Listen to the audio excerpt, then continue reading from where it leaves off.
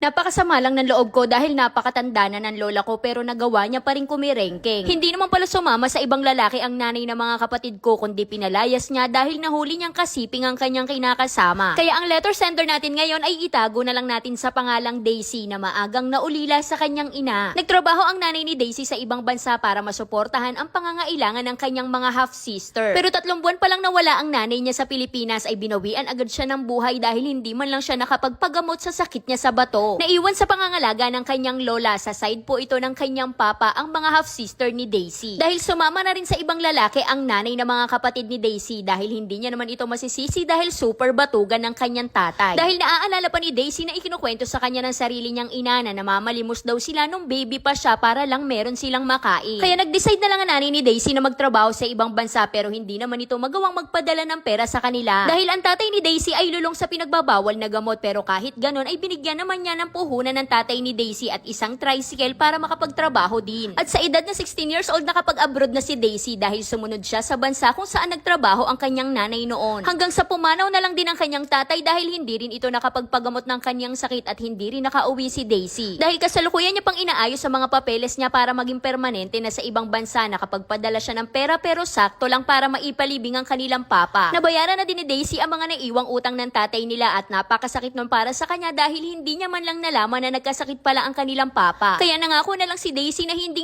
niya pababayaan ang mga kapatid niya at pagtatapusin sila ng pag-aaral. Pero kahit 2 trabaho na ang ginagawa ni Daisy ay hindi niya pa rin mapagkasya ang pera at halos wala nang natitira sa kanya. Dahil tumutulong din si Daisy sa isa niya pang lola, sa side naman ito ng kanyang mama. Naging breadwinner si Daisy pero nagkaroon siya ng mga barkada at ka-love life at nakipag-live-in siya sa edad na 21. Nahinto si Daisy sa pagtatrabaho at tinakasan niya na lang ang kanyang mga responsibilidad kasama na dito ang pag-iintindi niya sa kanyang mga half-sister. Naririndi na rin kasi si Daisy sa palaging sinasabi ng kanyang lola sa side ng kanyang papa na palaging kulang na kulang ang perang pinapadala niya. Sinabi din sa kanya ng kanyang lola na kung hindi niya kayang suportahan ng mga kapatid niya ay meron namang mga tao na willing mag-ampon sa kanila. Kaya dito na rin nalaman ni Daisy na hindi pala sumama sa ibang lalaki ang nanay ng mga half-sister niya kundi pinalayas ng kanyang lola. Dahil nahuli ng lola niya na kasiping ng nanay ng mga kapatid niya ang kanyang kinakasama. Nagtatrabaho ngayon si Daisy para maituloy ang pagsuporta sa kanyang mga kapatid kahit meron na siyang 2 anak at kasal na rin siya sa pangatlo niyang naging live-in partner. Halos 5 taon niya ring napabayaan ng mga kapatid niya na akala niya ay nag-aaral pero nakikipag-boyfriend lang din pala at nabuntis pa. Kaya mas lalo pang tumindi ang pangangailangan nila nang ma-stroke pa ang kanyang lola sa side ng kanyang papa at naputulan siya ng paa. Gusto ng asawa ni Daisy na magkaroon pa sila ng isang anak na lalaki dahil 2 magkasunod na babae ang naging anak nila. Kaya kinuha ni Daisy ang kanyang pinsang babae sa mother side para may makatuwang siya sa pag-aalaga sa mga bata at sa gawaing bahay. Pero tinakbuhan lang sila ng kanyang pinsan at nag-TNT kaya dahil doon nawala na ng tiwala ang kanyang asawa sa pamilya ni Daisy. Pero napilit pa rin ni Daisy ang kanyang asawa na kunin ang nakababata niyang kapatid kapalit ng pagbubuntis ulit ni Daisy. Pero 1 buwan pa lang nilang nakakasama ang kanyang kapatid ay nagbuntis na agad si Daisy at hindi na siya makapagtrabaho. Kaya kapatid na ni Daisy ang pumalit sa kanya para makapagtrabaho at makapagpadala sila ng pera sa kanyang lola na palagi silang kinukulit na lakihan ng padala. Kaya nagtataka na lang si Daisy dahil 15,000 ang perang pinapadala nila sa kanyang lola kada buwan at hindi raw yun nagkakasya. Samantalang noon ay 8,000 lang ang pinadadala nila pero nagkakasya naman. Kaya nalaman ni Daisy na hindi pala ang kinuha niyang kapitbahay ang nagbabantay sa kanyang lola kundi ibang lalaki. At ang lalaking ito ay walang iba kundi ang lalaking sinipingan ng nanay ng mga kapatid niya. Kaya napakasama na lang ng loob ni Daisy dahil napakatanda na ng kanyang lola pero nagagawa niya pa rin kumirengke. Hindi kasi naniniwala si Daisy na wala talaga silang relasyon at nandun lang ang lalaking yon para alagaan ang kanyang lola. At ang pinakamasakit pa kay Daisy, ang kapatid niya mismo pala ang kumontak sa lalaking yon para maging caregiver ng lola nila. At ang naging usapan daw ay babayaran na lang ang lalaking yon ng halagang 1,000